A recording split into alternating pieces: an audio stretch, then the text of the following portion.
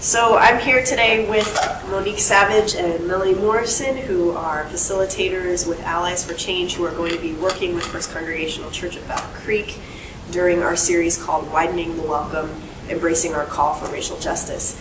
And I'm here today with them to ask them a few questions about their plans for working with us and their hopes for working with us. So I'm going to start with my first question is, why is it important for local faith communities to undergo institutional processes of transformation, particularly around areas of white privilege and racial justice today?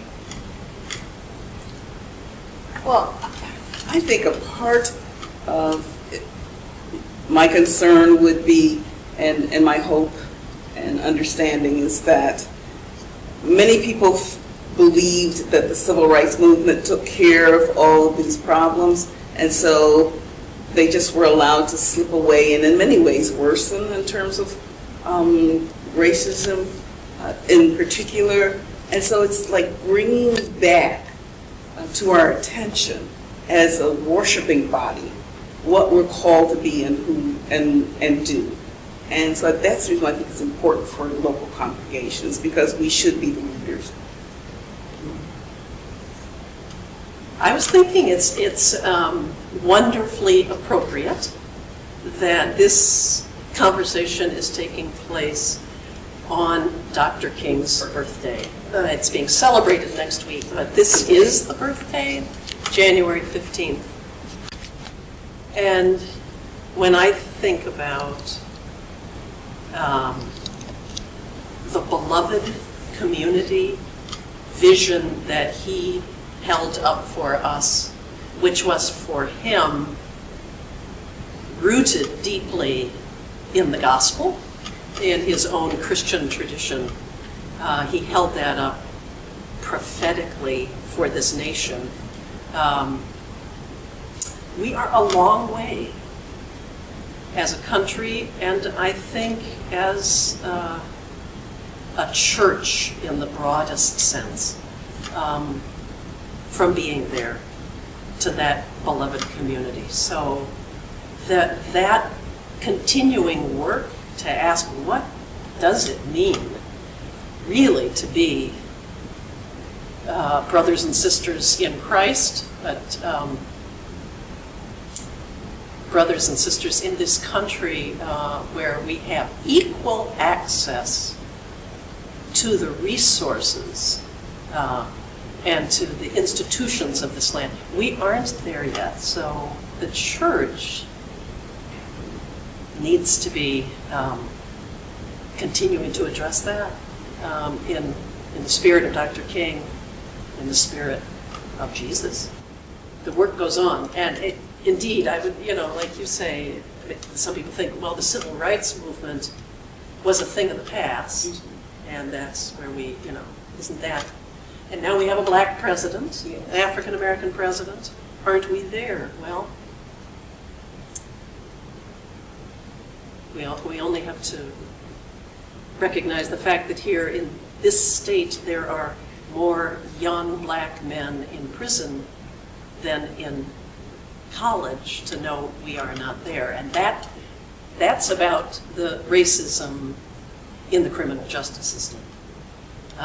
So anyway, there's so many indicators that the work continues and that we're called to that. And that it is extensive and needed on so many different levels. Almost any place you touch, we forget that everything we say and do, race is somehow embedded in that. And being able to not let that scare us and actually relax and talk about it, I think is incredible. And liberating. Yes, and liberating. Which is another thing we're supposed to be about in Yes, church. absolutely. Yes. I think if we, especially I think a danger in the church, you mentioned the examination of white privilege, for example. If those of us who are white and Christian, are not doing the deeper work of examining the unearned advantages we have, by reason of being born white in America, if we're not examining that, then we have discussions of racism, or we hear statistics, or we learn about racism. If we're not examining, as white people, our unearned advantages, we're going to look upon, I fear, people of color as disadvantaged, and that's going to perpetuate a kind of condescension or patronizing, I fear, attitude toward, on the part of those of us who are white, a kind of missionary spirit that is demeaning and not intended to be. It's often out of the, seems to be very good-hearted motives, but it can be, it comes at, those of us who are white can come at people of color with a kind of spirit of, you need us, rather than a spirit of partnership. And I think that sense of partnership is very important, and what the roles of different partners might be, because there are things that you as a white woman can say to another white person that makes sense, whereas when I say it, it makes sense to me, but it challenges sometimes that white person on such a level that they can't hear it. And just giving voice to our own truth in a way that people can hear it on different levels is critically important. So I know that the two of you have known one another and worked with one another for quite some time. We were telling some jokes earlier about how you met and how this relationship was forged, which we could hear about some other time. But I'm wondering, based on the relationship that the two of you have had and the kind of expertise you have accumulated over your years together, why you are the right shepherds for us at this time. If you could tell us a little bit about that. I can tell you a little bit about who I am and what I believe in terms of what I can bring to the congregation, to the community. And that is not to say that I've been doing this for such a long time that I'm an expert. It's that I've been doing this for such a long time that I understand that it is hard, that it is difficult, that it is scary, that sometimes I want to back away from the challenge. Sometimes I just want to say, let the status quo be the status quo. All of those things that the congregation, people in the audience, people that are in this workshop might feel, I believe, on some level, I have felt. And sometimes I've been able to get up and do well, and other times I've gotten up and I haven't done as well as I thought I should, and so I have to forgive myself and try, and that's all I require of myself, is to really never stop working at it. Mm-hmm. Yeah, I appreciate very much you're saying that, because I think that is something we do share in common as the way that you use the word shepherd, and that we would facilitate a group, is that we together and with the people present really we're committed to creating a learning community together where each of us is valued and respected, appreciated for showing up, for being there,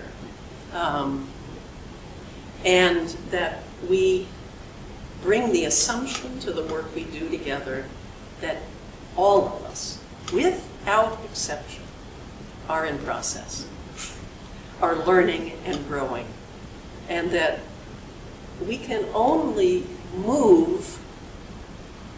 take a few steps forward, a few steps back, with the support and challenge of each other, that we need each other beyond all telling of it in this kind of work. And I'm so deeply appreciative to have the partnership with Monique in doing this, the challenge that she will the way she challenges me, the way she supports me, holds up, mirrors back to me things I'm saying, says, tell me more. Tell me more, not in the sense of, I don't believe you, but in the sense of, I want to understand.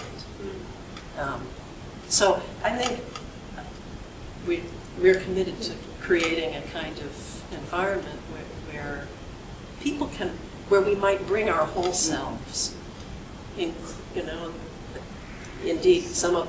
All my words. I bring them, and I say, use me.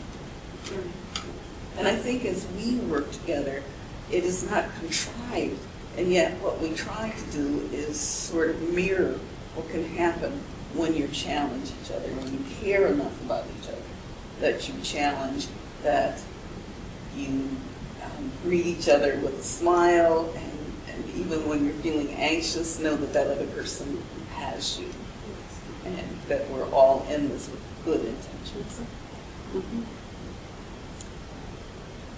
I think that so much that, you know, so often I use the word work far too much when I refer to racial justice. I speak about the work of being allies, the work of racial justice. I do think, like any relationship, it's work. Any relationship is work, and relationships across race have been harmed. The trust between people across race have good reason to have been deeply harmed over these decades and centuries in this country. So healing that and finding each other again is work. It is work, but it is also exhilarating. I wouldn't trade it for anything. There are gifts, you know, there are so many gifts that come. And I know that it's going to be true also in this work we're going to do. Oh, there's that word again. When this, in this adventure, this journey we're taking at First Congregational. I know there's going to be joy, new discoveries, new relationships, as well as hard work. So that actually dovetails nicely into my third question. You know, you had talked earlier a little bit about how, you know, at the conclusion of the civil rights movement, I think many people who may not experience direct racism thought, oh, good, this is over. We've achieved the Enlightenment, and we can, you know, rest now. And I think for many people, the idea of continuing to do work on racism and racial justice and white privilege is kind of confusing, frankly, depending on their social location. For some people, it makes perfect sense, right? So I'm wondering, for anyone who doesn't feel a sense of call to this, and instead feels a sense of resistance, or, you know, racial issues don't really impact me, why should I care? What you would say to them about putting their toe in the water and entering into this? I would say that many of these feelings come from anxiety and fear, and what's going to happen in the unknown. If I go to this workshop, what is it going to be like? I remember going to one a long time ago, and I came away from not feeling good. Feelings are just that, they're feelings. And it's okay to feel them. It's what you decide you're going to do with them. And if you come to this with the sense of, okay, I'm going to take a deep breath, and I'm going to step in the water. And my hope is to be healed from not this terrible thing, but from my anxiety. And the more I'm healed of my anxiety, the more I can allow myself to hear, to feel, and to speak. To speak my truth and to hear deeply other people's truth. I think Monique said it. I guess a final question I have, you've already said a little bit, but I'll give you a chance to go around too. What's your hope for how we might be different at the end of this, or how we might be deeper, or what is your hope for your time? It's a little hard to answer the question without yet having met you all and to know then how I might wish the congregation, say, as a collectively to be in a different place, or I think that's yet a need. And I don't come with answers in that sense. I think I see our role as helping to create some activities, some structures, a container that will call forth the wisdom and the experience of. I bring the assumption that whoever gathers in that circle will bring a wealth of experience and wisdom and questions and concerns and hopes. And so I think I see my role, I don't want to speak for us both, but our role as helping to call forth the hopes of the people gathered. And some of those may even be unknown to people yet who are coming. How exciting is that? So it's that hearing each other into new speech, I don't know if that was a little too abstract, but that's, I think that's how I see. I come to each one of these trainings, or whatever we want to call this, with hope that when all of us leave this particular adventure, this part of the journey, that we will have renewed hope that there's another person, another set of people, interested, committed, scared, and energy-filled to go forward. A hope I have, I'm realizing as we're talking about this, is that, I know it's going to be a group within a wider congregation. And in that sense, I guess a hope is that those who gather have I would hope that the circle that gathers has a sense of being commissioned by the wider congregation to sort of be doing this on everyone's behalf. Not arrogantly, not presumptuously, but as a kind of commissioning that this group, this circle is gathered to ask, how can we at First Congregational, United Church of Christ in Battle Creek, be light and leaven when it comes to racism in our community? And how does that work start first here within this congregation with integrity and honesty, and then flow out to be leaven with others in the wider community. So I'm hoping that whatever comes out of it will also be kind of, the people won't leave sort of like, well, I know more now than the folks who weren't here. No, but a sense of kind of contagion, infectious spirit of invitation and sharing. That's a hope I would certainly have, that people who come and learn from each other will also share with others in the congregation what they're learning. So, well, we are certainly most fortunate to have you in our midst. This is the most exciting thing I've had on my calendar in a long time, so I can't wait for it to start on January 27th. I hope as many of you will join us as possible and are able, and let it begin. All right. Yes, look forward to it. Yes.